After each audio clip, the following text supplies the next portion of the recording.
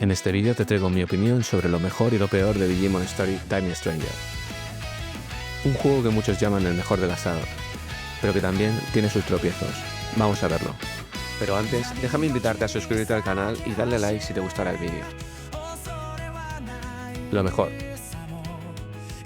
Uno de los grandes aciertos del juego es su historia con viajes en el tiempo. Tiene misterio, giros inesperados y ese JRPG clásico que engancha y te hace querer saber qué pasará después. No es perfecta, pero consigue atraparte. También destacan los Digimon con más personalidad que nunca. La introducción de los Olympus 12, inspirados en dioses griegos, da muchísimo carisma y contraste con los personajes humanos, que en comparación se sienten bastante más planos. El sistema de combate es otro de sus puntos fuertes. Estratégico, con afinidades y elementos que recuerdan más a un Persona o a un Shin Megami Tensei que a un Pokémon. Obliga a pensar y probar combinaciones, lo que hace cada batalla más interesante. Y por supuesto, la cantidad de Digimon disponibles es una locura. Con más de 450 criaturas que puedes evolucionar, desevolucionar y personalizar. Es un sistema tan flexible que te invita a experimentar durante horas y horas.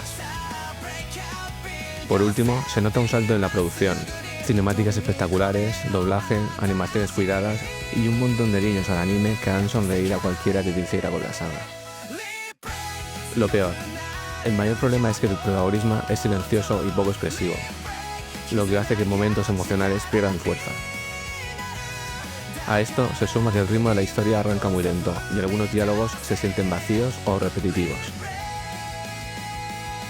Los personajes humanos no logran brillar, y Nori y otros secundarios quedan bastante olvidables frente a los Digimon, que son realmente los que llevan el peso de la trama. La exploración tampoco convence. Las mazmorras son lineales, repetitivas y muchas misiones secundarias parecen tareas de regadero que no aportan demasiado. En el apartado técnico, el juego tiene problemas de presentación, sombras pobres, escenarios poco detallados y rigidez en algunas animaciones. Y la música, aunque cumple, a veces resulta demasiado techno y no encaja muy bien con la ambientación. Y esto es lo que pienso sobre lo mejor y lo peor de Digimon Story Time Stranger. Un título que brilla en el combate y la crianza de Digimon, pero que flojea en ritmo narrativo y en lo técnico. ¿A ti qué te ha parecido? ¿Crees que es el mejor Digimon de la saga o esperabas algo más?